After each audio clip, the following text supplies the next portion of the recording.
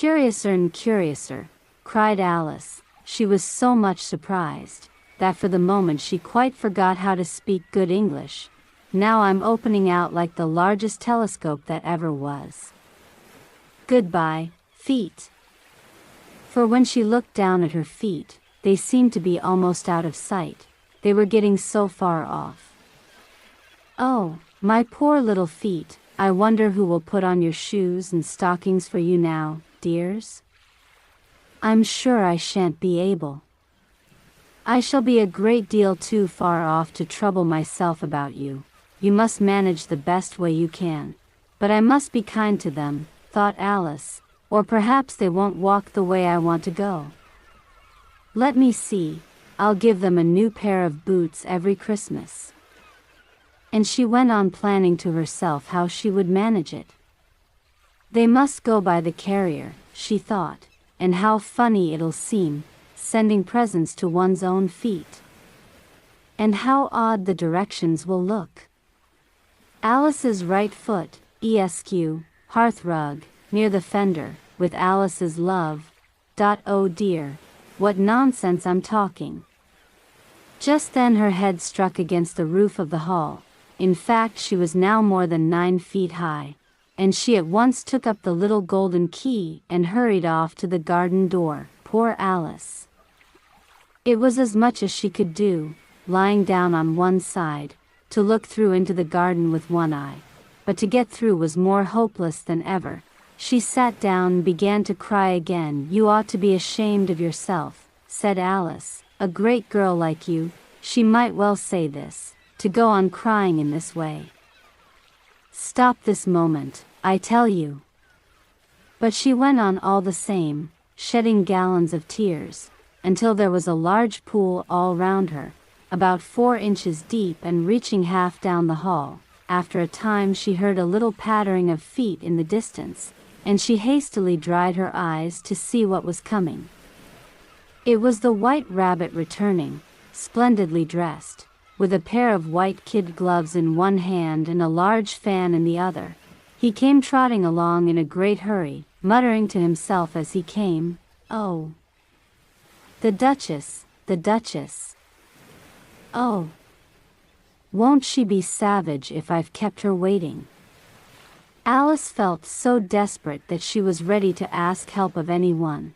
So, when the rabbit came near her, she began, in a low, timid voice, "If you please, sir." The rabbit started violently, dropped the white kid gloves and the fan, and scurried away into the darkness as hard as he could go. Alice took up the fan and gloves, and, as the hall was very hot, she kept fanning herself all the time she went on talking. Dear, dear. How queer everything is today. And yesterday things went on just as usual. I wonder if I've been changed in the night. Let me think, was I the same when I got up this morning? I almost think I can remember feeling a little different. But if I'm not the same, the next question is, who in the world am I?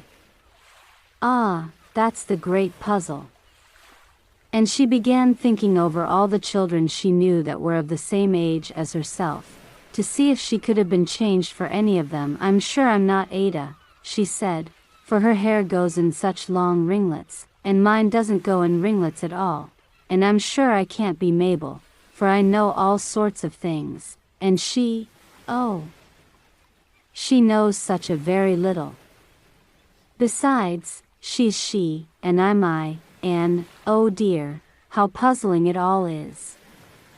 I'll try if I know all the things I used to know. Let me see, 4 times 5 is 12, and 4 times 6 is 13, and 4 times 7 is, oh dear. I shall never get to 20 at that rate. However, the multiplication table doesn't signify. Let's try geography. London is the capital of Paris, and Paris is the capital of Rome, and Rome, no, that's all wrong, I'm certain. I must have been changed for Mabel.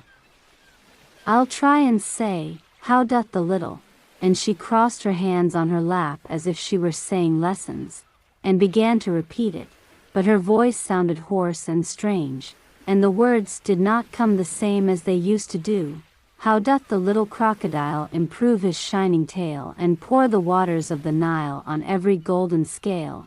How cheerfully he seems to grin, how neatly spread his claws, and welcome little fishes in with gently smiling jaws.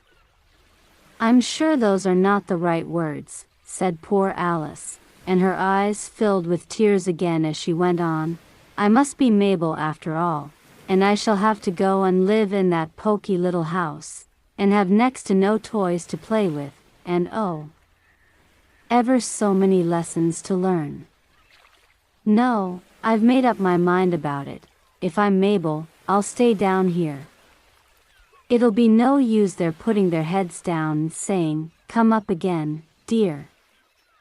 I shall only look up and say, "Who am I then?" Tell me that first, and then, if I like being that person, I'll come up. If not, I'll stay down here till I'm somebody else. But, oh dear, cried Alice, with a sudden burst of tears, I do wish they would put their heads down. I am so very tired of being all alone here. As she said this, she looked down at her hands, and was surprised to see that she had put on one of the rabbit's little white kid gloves while she was talking. How can I have done that? She thought. I must be growing small again. She got up and went to the table to measure herself by it, and found that, as nearly as she could guess, she was now about 2 feet high, and was going on shrinking rapidly. She soon found out that the cause of this was the fan she was holding, and she dropped it hastily, just in time to avoid shrinking away altogether. That was a narrow escape, said Alice, a good deal frightened at the sudden change, but very glad to find herself still in existence. And now for the garden, and she ran with all speed back to the little door, but, alas! The little door was shut again, and the little golden key was lying on the glass table as before. And things are worse than ever, thought the poor child, for I never was so small as this before, never. And I declare it's too bad, that it is. As she said these words her foot slipped, and in another moment, splash! She was up to her chin in salt water. Her first idea was that she had somehow fallen into the sea, and in that case I can go back by railway, she said to herself. Alice had been to the seaside once in her life, and had come to the general conclusion that wherever you go to on the English coast you find a number of bathing machines in the sea, some children digging in the sand with wooden spades, then a row of lodging houses, and behind them a railway station. However, she soon made out that she was in the pool of tears which she had wept when she was 9 feet high. I wish I hadn't cried so much, said Alice, as she swam about, trying to find her way out. I shall be punished for it now, I suppose, by being drowned in my own tears. That will be a queer thing, to be sure. However, everything is queer today. Just then she heard something splashing about in the pool a little way off, and she swam nearer to make out what it was. At first she thought it must be a walrus or hippopotamus, but then she remembered how small she was now, and she soon made out that it was only a mouse that had slipped in like herself. Would it be of any use, now, thought Alice, to speak to this mouse? Everything is so out of the way down here, that I should think very likely it can talk. At any rate, there's no harm in trying. So she began, "Oh mouse, do you know the way out of this pool? I am very tired of swimming about here, oh mouse." Alice thought this must be the right way of speaking to a mouse. She had never done such a thing before, but she remembered having seen in her brother's Latin grammar, a mouse, of a mouse, to a mouse, oh mouse. The mouse looked at her rather inquisitively, and seemed to her to wink with one of its little eyes. But it said nothing. Perhaps it doesn't understand English, thought Alice. I dare say it's a French mouse, come over with William the Conqueror. For, with all her knowledge of history, Alice had no very clear notion how long ago anything had happened. So she began again, "Oh, est ma chat," which was the first sentence in her French lesson book. The mouse gave a sudden leap out of the water, and seemed to quiver all over with fright. "Oh, I beg your pardon," cried Alice hastily, afraid that she had hurt the poor animal's feelings. "I quite forgot you didn't like cats." "Not like cats," cried the mouse, in a shrill, passionate voice. "Would you like cats if you were me?" "Well, perhaps not," said Alice in a soothing tone. "Don't be angry about it. And yet I wish I could show you our cat Dinah. I think you'd take a fancy to cats if you could only see her. She is such a dear quiet thing," Alice went on, half to herself, as she swam lazily about in the pool, "and she sits purring so nicely by the fire, licking her paws and washing her face, and she is such a nice soft thing to nurse, and she's such a capital one for catching mice." "Oh, I beg your pardon," cried Alice again, for this time the mouse was bristling all over, and she felt certain it must be really offended. "We won't talk about her any more if you'd rather not." "We indeed," cried the mouse, who was trembling down to the end of his tail.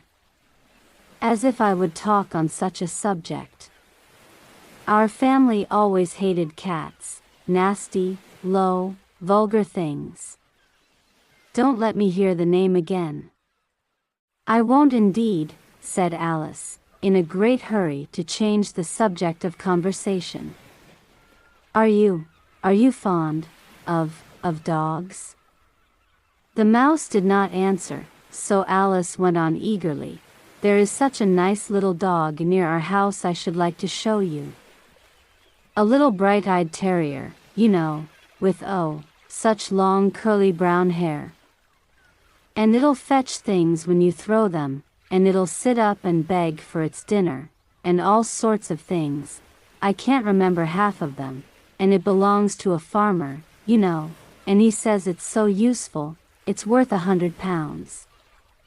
He says it kills all the rats and, oh dear," cried Alice in a sorrowful tone, "I'm afraid I've offended it again."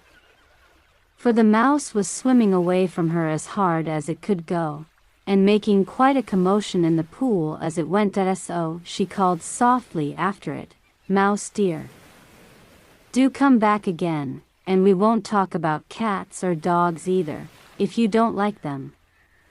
When the mouse heard this, it turned round and swam slowly back to her.